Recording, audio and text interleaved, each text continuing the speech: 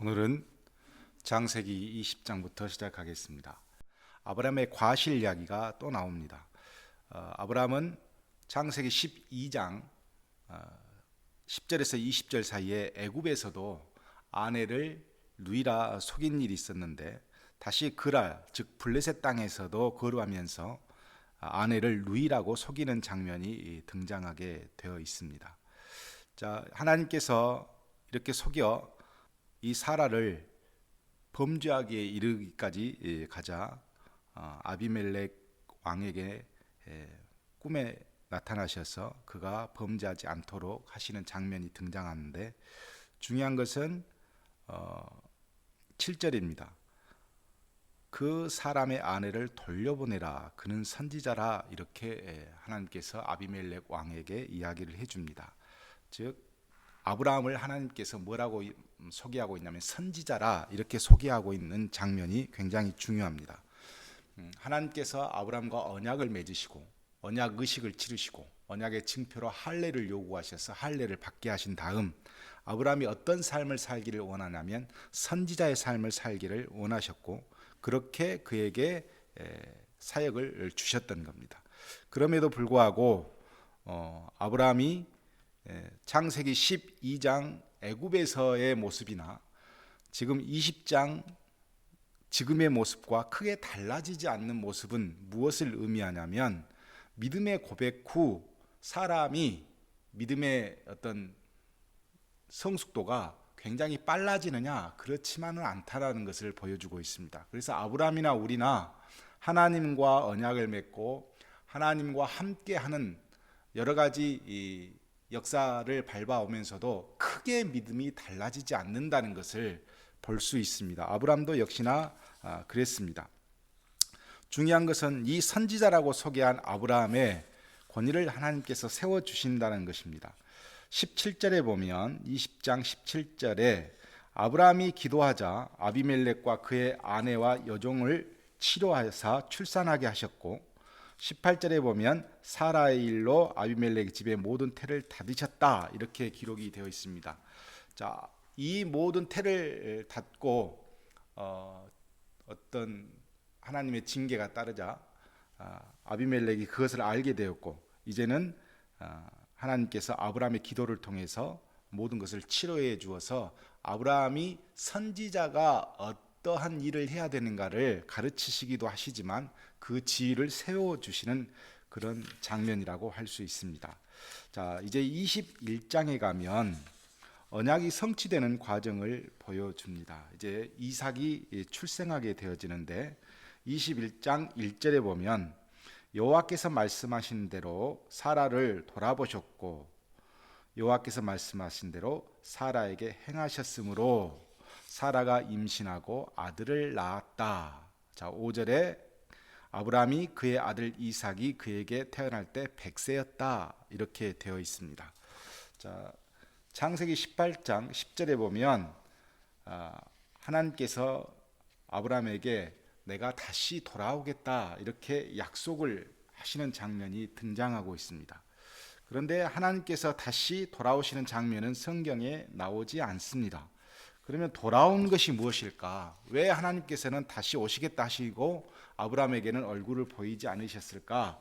그것이 오늘 본문 돌아보셨고라고 하는 단어는 방문하다, 찾다, 참석하다의 의미를 가지고 있고, 행하셨으므로 라고 하는 의미는 만들다, 성취하다, 생산하다, 그런 의미를 가지고 있습니다. 비록 하나님께서 대면에서 아브라함을 찾지 않으셨지만 이 하나님께서 약속하신 이삭을 아브라함에게 주심으로 하나님은 아브라함에게 돌아오셨다, 즉 다시 만나주셨다. 무엇으로 만나주셨냐면 말씀 성취로 만나주셨다, 이렇게 이해하면 되겠습니다. 그래서 우리가 요한복음에 1장 14절에 보면은 그와 같은 말씀이 있죠. 그래서 하나님은 말씀으로 우리에게 임하신 것도 뭐냐면 하나님께서 임재하신 겁니다. 그래서 오늘 이 이삭의 사건은 무엇을 의미하냐면 하나님께서 다시 돌아오신 겁니다. 그리고 그 말씀하신 것을 이루신 것을 다시 하나님이 방문하신 것과 같은 위치에 선상에서 놓고 말씀해 주셨다. 이렇게 보면 되겠습니다. 근데 중요한 것이 하나 생기는데 9절입니다. 사라가 가만히 아들을 놓고 본즉 아브라함의 아들 애굽 여인이 낳은 하갈의 아들 이스마엘이 이삭을 놀리는지라 그랬습니다. 이삭을 놀렸단 말은 회롱했다라고 되어 있고, 그래서 10절에 보면 아브라함에게 사라가 가서 뭐냐면 여종과 그의 아들을 내쫓으라 이렇게 요구하면서 이삭과 함께 기업을 얻지 못할 것이다 이렇게 요구를 합니다. 아브라함은 고민이 되었고, 그러나 12절에 하나님께서 사라가 내게 이른 말을 다 들으라, 이삭에게서 나는 자라야 내 씨라 부를 것이니라 이렇게 말씀을 해주십니다. 자, 약속의 자녀가 육신의 자녀로부터 회롱을 당하는 것이 우리가 살고 있는 삶의 현실입니다. 믿음의 구조가 그렇게 되어 있어요. 뭐냐면 믿고 있는 언약의 백성은 항상 믿지 않는 백성들로부터 핍박과 회롱과 어떤 잔꾀를 늘 당하게 되어 있고, 그러나 하나님의 언약을 갖고 있는 믿음의 백성들은 그 모든 것으로부터 분리되어야 하고, 그래서 하나님의 언약을 이루어가는 백성은 그 백성의 삶대로 살아가야 정상입니다. 그래서 분리되어야 정상인데 아브라함은 그렇게 하지 못했지만 사라의 요구에 의해서 이제 그렇게 이루어지는 장면이 볼 수 있습니다. 따라서 나중에 이제 이야기가 되겠지만 가나안 백성들이 왜 가나안 땅에서 나가야 하고 이스라엘 백성이 다시 들어와야 하냐면 뭐냐면 믿음의 백성들, 언약의 백성들이 함께 믿지 않는 백성들과 기업을 나눌 수 없기 때문에 그렇습니다.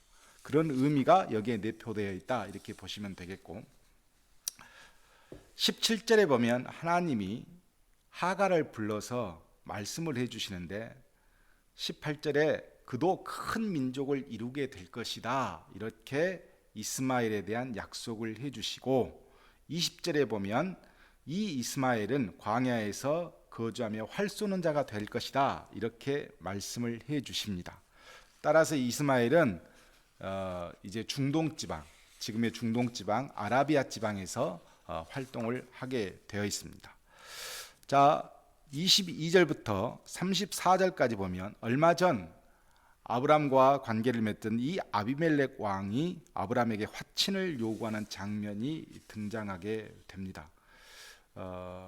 34절이 중요한데 그가 블레셋 사람의 땅에서 여러 날을 지냈더라. 자, 이 화친 이후 아브람은 어디서 보내냐면 블레셋 땅에서 여러 날을 보내게 됩니다. 그렇다면 이삭도 이 청소년기에 어디에서 보내게 되냐면 블레셋 땅 브엘세바에서 이제 많은 시간들을 보내고 거기서 자라나게 된다는 것을 우리는 볼 수 있습니다. 자, 이렇게 자라나고 있는 이삭을 보면서 아브라함은 어찌됐든 세월이 흐르게 되어지는데, 그 일 후에 아브라함을 시험하려고 그를 부르시되 하면서 22장이 시작이 되어집니다. 자, 우리가 갖고 있는 하나님과의 관계 안에서의 언약은 늘 시험을 받습니다. 그래서 우리는 하나님의 약속을 되새김질해 보기도 하고 의심해 보기도 하면서 믿음이 성장합니다. 자, 아브라함에게도 이 언약의 아들 이삭을 놓고 하나님이 시험하시는 장면이 등장하는데, 자, 2절에 보면 아들 내 사랑하는 독자 이삭을 데리고 모리아 땅으로 가라, 거기서 번제로 드려라 이렇게 하나님께서 요구하십니다. 여기서 중요한 모리아 땅, 이 모리아 땅은 역대하 3장 1절에 보면 솔로몬이 성전을 지은 땅이 바로 이삭을 번제로 드리려고 했던 땅이기도 하고, 역대상 21장 15절에서 22절에 보면 다윗이 인구조사할 때 하나님께 회개하고 제사를 지낸 곳도 바로 이 모리아 땅, 솔로몬의 성전이 들어선 곳이 되어집니다. 그래서 이 모리아 땅, 이삭을 번제로 드리려고 하는 땅은 이스라엘 역사에 있어서 굉장히 중요한 땅이 되어지고, 이곳에서 바로 성전이 이루게 되어진다라고 보시면서 그 의미를 보시면 더욱 좋습니다. 자, 5절에 보면 아브라함이 종들에게 하는 말이 있습니다. 자, 너희들은 여기서 기다리라 해놓고 아브라함이 내가 아이와 함께 거기 가서 예배하고 우리가 너희에게로 돌아오리라 라고 되어 있습니다. 학자들은 이 돌아오리라 라고 하는 단어 안에 집중을 했습니다. 이것이 아브라함이 3일 동안 고민하고 고민하면서 내린 결론이 뭐냐면 내가 아이와 함께 가서 예배하고 돌아올 것이다 라고 하는 어떤 부활 신앙을 가지고 있었다는 거예요. 돌아온다는, 하나님께서 능력이 많으신 분이기 때문에 분명 내가 아들을 죽여도 하나님께서는 살려주셔서 다시 돌아오게 해 주실 것이다, 이런 부활 신앙을 가지고 있었다, 이렇게 학자들은 보기도 합니다. 7절부터 보면 이삭이 묻습니다. 불과 나무는 있거니와 번제할 어린 양은 어디 있습니까? 라고 아버지에게 묻자 아브라함이 대답하기를 하나님이 자기를 위하여 친히 준비하시리라, 이렇게 기록되어 있습니다. 이것도 이삭이 이렇게 결박당하고 번제할 나무와 불과 나무를 준비하시는 하나님의 역사 안에 있는 것은 마치 예수 그리스도가 십자가에 못 박히시기 위해서 십자가를 메고 올라가는 것과 비슷한 어떤 이미지를 갖고 있다, 이렇게 학자들은 보고 있죠. 어찌됐든 아브라함은 자신이 가지고 있는 믿음에 의해서 하나님께서 주신 명령을 잘 수행하려고 합니다. 종교적인 어떤 의식이긴 하나 그것이 아브라함이 생각하기에 하나님이 가지고 있는 어떤 그 역사 안에서 늘 지켜보면 이해되어지지 않는 부분임에도 불구하고 아브라함이 그것을 순행하려고 합니다. 그런데 12절에 아브라함이 이삭을 죽이려 하자 여호와의 사자가 그 아이에게 내 손을 대지 말라, 아무 일도 하지 말라 라고 말리게 되어지고, 내가 내 아들 내 독자까지도 내게 아끼지 아니하였으니 내가 이제야 내가 하나님을 경외하는 줄 아노라, 이렇게 되어 있습니다. 이제야 비로소 내가 하나님을 경외하는 줄을 이것을 통해서 내가 알게 되었다, 이렇게 해석이 되어지는 부분이기도 하지만 중요한 것은 그렇게만 해석해버리면 지금 뒤에 나오는 내용들이 문제가 되어집니다. 자, 뒤에 보면 여호와의 사자가 아브라함을 불러서 이제 말씀을 전해주는데 16절 제일 밑에 내 아들 내 독작도 아끼지 아니하였기 때문에 17절에 보면 내가 내게 큰 복을 주고 내 씨가 크게 번성하여 내 씨가 그 대적의 성문을 차지하리라. 18절에 가면 내 씨로 말미암아 천하 만민이 복을 받으리니 이는 내가 나의 말을 준행하였음이라, 이 내용입니다. 자, 아브라함이 이삭을 번제로 드리려고 하는 그 믿음을 보였기 때문에 이 복을 주셨다, 이렇게 해버리면 굉장히 잘못 해석한 것이 되어집니다. 왜냐하면 이 아브라함에게 지금 선포되어진 이 복은 이미 창세기 12장에서 선포되어진 내용과 다르지 않습니다. 따라서 아브라함이 이삭을 드리려고 했기 때문에 그 믿음을 보시고 이런 복을 주셨다 하면 창세기 12장에 나오는 복의 의미가 아무 의미가 없어져 버립니다. 결국 무엇을 의미하냐면 언약을 다시 확인해 주는 장면이라고 보아야지 새롭게 갱신하는 장면이 아니라는 것을 말씀드리려고 합니다. 그러면 왜 하나님께서는 이렇게 하셨을까 하는 건데, 그것은 우리에게 믿음이 무엇인가를 설명해 주기 위해서 바로 이 이삭 시험이 있었다는 것을 우리는 알아야 합니다. 자, 제가 처음에 말씀을 드렸습니다. 아브라함은 믿음이 굉장히 본이되고 이 아브라함이 가지고 있는 모든 어떤 활동이 우리에게 표본이 되기 때문에 믿음의 조상이라고 하지 않는다 그랬습니다. 믿음의 조상은 오히려 욥에 가깝다. 어떤 믿음의 모습을 그대로 보여주는 것은 욥이 더 가깝지만 아브라함을 믿음의 조상이라 하고 한 이유는 아브라함이 가지고 있는 이 믿음은 믿음의 내용을 잘 설명해 주기 때문이다 라고 그렇게 말씀을 드렸습니다. 창세기 15장에 가면 아브라함이 이제 믿음의 고백을 하게 되어지는 장면이 나오죠. 15장 6절에. 그래서 아브라함이 여호와를 믿으니 이것을 의로 여기셨다. 그때 처음으로 아브라함이 믿음의 고백을 하게 되어지는데, 그 안에도 여러 가지 불순종의 모습들, 예를 들어서 이스마엘을 탄생시킨 모습들, 또 아비멜렉 왕에서 보여지는 비겁한 모습들, 이런 여러 가지 믿음의 어떤 합당한 모습이 아님에도 불구하고 하나님께서 계속 아브라함을 이끄시고 인도하셔서 어디까지 왔냐면 이삭을 하나님 앞에 드리려고, 번제로 드리려고까지 하는, 거기까지 아브라함이 왔어요. 결국은 뭐냐면 고백의 믿음에서 순종의 믿음까지 이끌고 오셨다라는 것을 강조하기 위해서 이삭 번제 사건이 있는 것이지, 하나님께서 무슨 특별한 복을 더 추가해서 주기 위해서 이삭 번제 시험이 있지 않았다라는 것입니다. 시험이라고 하는 것은 뭔가를 더 주기 위해서 하나님께서 추가적인 어떤 복을 주기 위해서 우리에게 시험하시는 것이 아니고, 바로 고백의 믿음을, 순종의 믿음까지 이끌고 가시기 위해서 우리에게 시험을 주신다. 이 개념을 설명하기 위해서 이 이삭 번제 사건이 등장했다라는 것을 우리는 기억해야 합니다. 그래서 하나님의 구원의 역사는 일회적인 사건이 아니고 순간순간 역사하셔서 쭉 성화의 사건처럼 단계적으로 좀 더 순종하고 좀 더 순종하면서 발전되어져서 결국 완전한 순종까지 이르도록 이끄시는 것이 하나님의 구원의 역사다. 요것을 설명해내고 있다. 누가? 아브라함이. 그래서 우리는 아브라함을 믿음의 조상이라고 한다. 이렇게 보시면 틀림이 없습니다.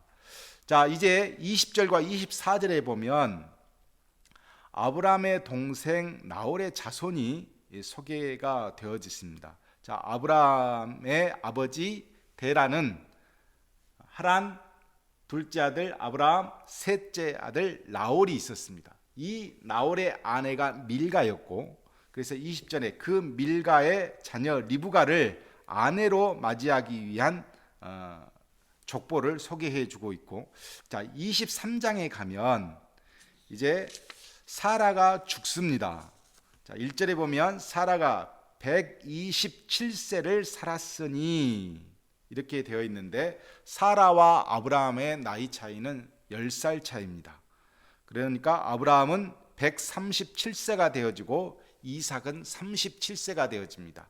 자, 이삭이 37세 때 어머니를 잃게 되어지는데, 자, 문제는 2절입니다.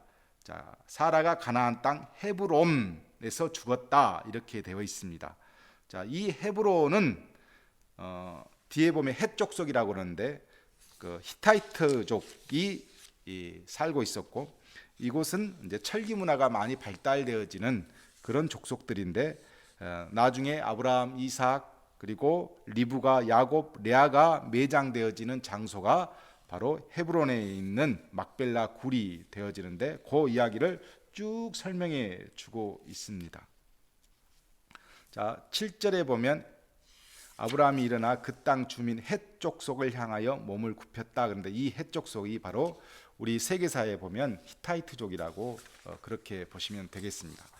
자, 16절 제일 밑에 보면 은 400세겔을 달아 주어서 샀고, 19절에 보면 사라를 가나안 땅 마므레 앞 막벨라 밭 굴에 장사하였더라 이렇게 되어 있고, 그 마므레는 헤브론을 의미한다. 그래서 이스라엘 백성들에게 있어서 헤브론은 이제 고향이 되어지고 약속의 땅이 되어지는 그런 장면이 들 수 있습니다. 자, 24장으로 갑니다. 24장으로 가면 이제 이삭의 언약의 아들로 태어났으니까 이 언약의 아들이 또 자녀를 낳아야 언약이 계속 연속적으로 이제 후대에 연결되어지는데, 자, 이 이삭이 결혼해서 자녀를 낳기 위해서 어떤 결정을 내렸는가를 보여주는 장면입니다. 자, 이삭은 결혼을 40세에 합니다. 그러니까 어머니를 잃고 3년 후에 이삭이 결혼을 하게 되어지는데 24장 1절에 보면 아브라함이 나이가 많아 늙었고 그랬습니다. 그랬다면 이때 아브라함의 나이는 140세가 되겠습니다.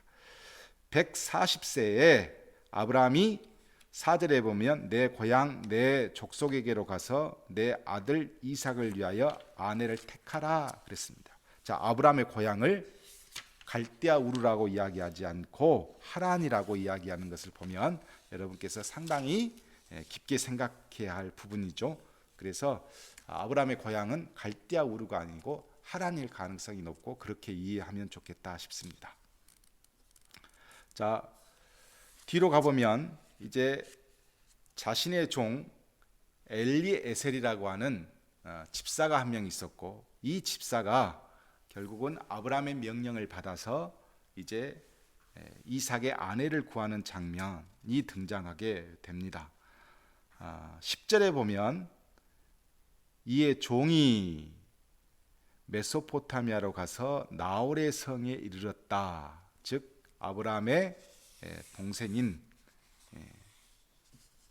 성에 이르게 되어진 것이죠. 뒤로 쭉 넘기면 24절에 보면 이렇게 되어 있습니다. 리브가를 만났는데 밀가 나홀에게서 낳은 아들 부두엘의 딸이었다. 족보가 분명하게 기록이 되어 있습니다.